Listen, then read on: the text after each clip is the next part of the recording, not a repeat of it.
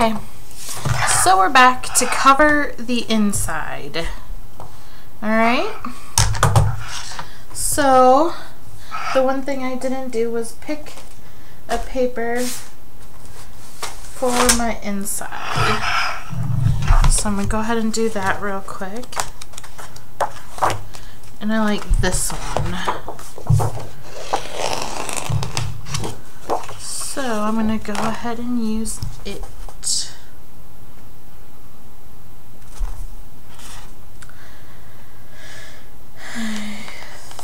I'm going to use both of them.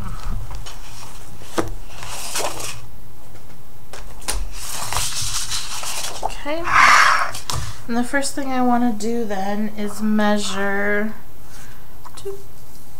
I want to measure from here to here. Oops, helps if we do it the right way. From there to there. I need it to be about 8.5 by 9.25.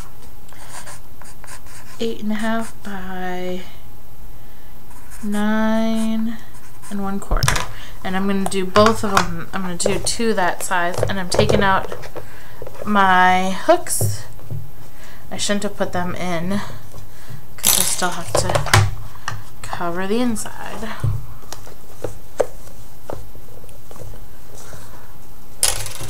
Okay, set that aside. I need my paper trimmer and 8.5 by 9.25. So I'm going to cut this down to 8.5 right there. Just like that. Set those aside. And then I'm going to cut this down to 9.25. Okay. Then we're going to get back our handy dandy book here. Make sure they work. And I'm not going to be real worried about there being a line in the center here, and the reason that is because there's always going to be some paper there because my inserts, my pages are going to be there, so I'm not going to be real worried about a line there. It's not going to bother me too much, and they do work. So the first thing I'm going to do is apply adhesive to both sides of my gap.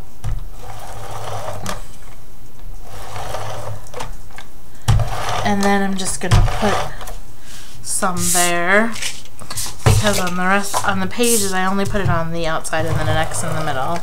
So I want to make sure that it's really stuck to the spine and the outer portions where the paper is moving a lot. Okay. I'm gonna run out soon. Whoops.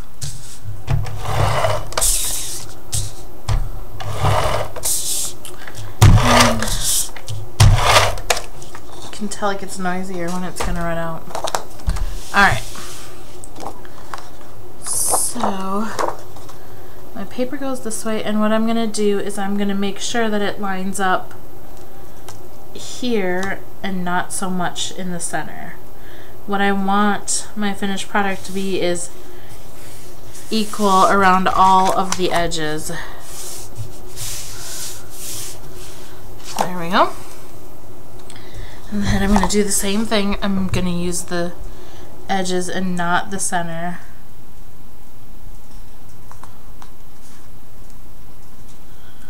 I want it to be equal There we go. And now you can see I have sort of a gap that was missed in the center. If it bothers me, what I could do is put down some washi tape. But I think for right now, I'm gonna see if I even notice it. So I'm just gonna leave it for now. Okay. Just pressing down all of my adhesive spots really well. And then the tricky part, I sort of hold until the paper creases a little bit. And I'm just gonna slowly work it. Did you see that lightning? There it was again. Did you see it?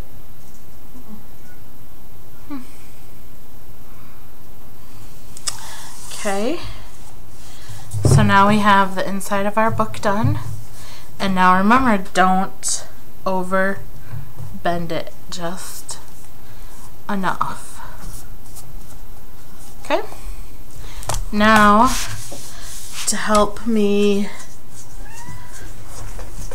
I need to put those holes back in. So I'm just going to go ahead and poke there, poke there, poke there, and poke there. Just poked, and then I'm going to turn it over. And I'm going to use my little tool here.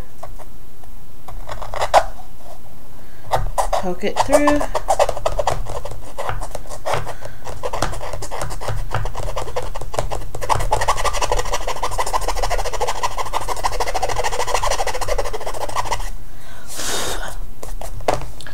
Make it a nice finished circle.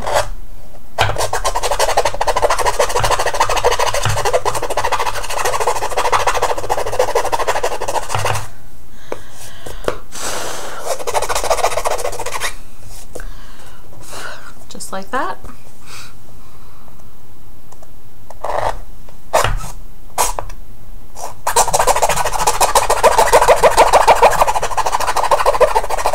Sorry about the noise.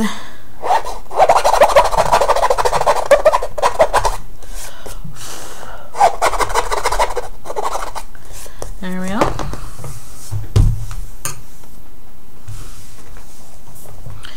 If you want to reinforce your holes or to make them look nice with eyelets, but your eyelet setter won't reach in there, like mine, what I've done before, if I wanted the look of an eyelet, is I used a little tiny bit of hot glue and I put it in the circle and then stuck the eyelet in, and then on the other side you can't really tell.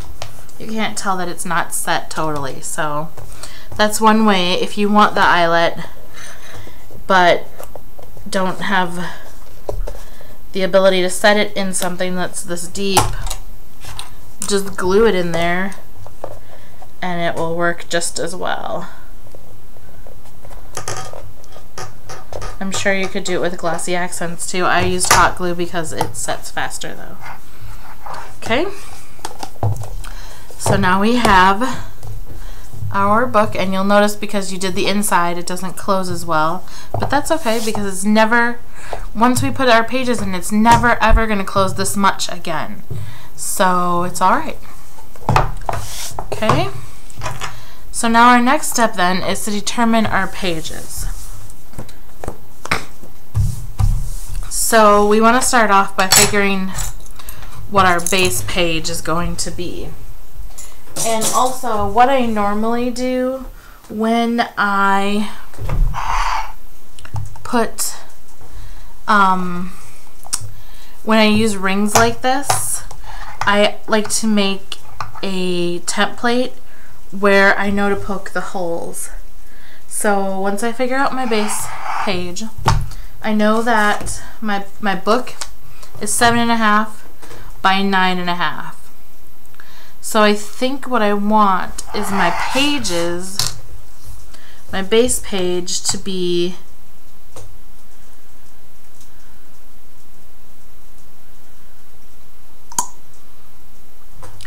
I think what I'm gonna do is go 7 1/4 by 9 1/4, the obvious. If you wanted to be a little bit smaller, you could even go 7 by 9 if you were doing the same size. I'm gonna go 7 1/4 by 9 1/4. So the first thing that I wanna do is cut out a template. And generally I do this out of a piece of printer paper.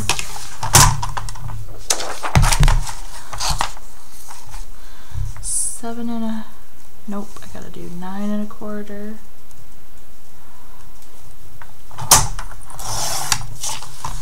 by 7 1/4.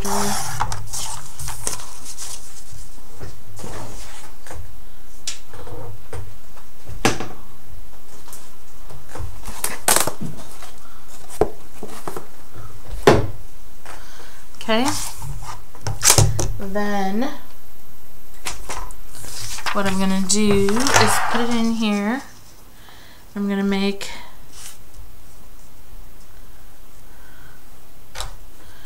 a mark here and a mark here, and then this is where I will set my depth. I don't want my thing to go in any more than that. So what I'm going to do is put this in here like that and like that. Then I'm just going to make sure that my template fits in there, and that when I close it, it doesn't hang out, and it doesn't, so it's good. So I'm happy with that. Actually, I don't think, no, I think I'm gonna need it to be a little smaller, because when you have the rings and you don't take into account that it doesn't fit all the way to the edge. So I need mine to be a little bit smaller, although when it's open, but unless all the pages stay there, yeah. So what we'll do is we'll make it a little bit smaller. I think we'll cut off, we did 7 1/4, so I think we'll make our pages be 6 3/4 by 9 1/4. Okay. So I guess that's something that you need to remember also when using rings, is that you're going to lose a little bit of your page size too. 6 3/4 removes, there we go, 1/2 inch. And now let's see what that does.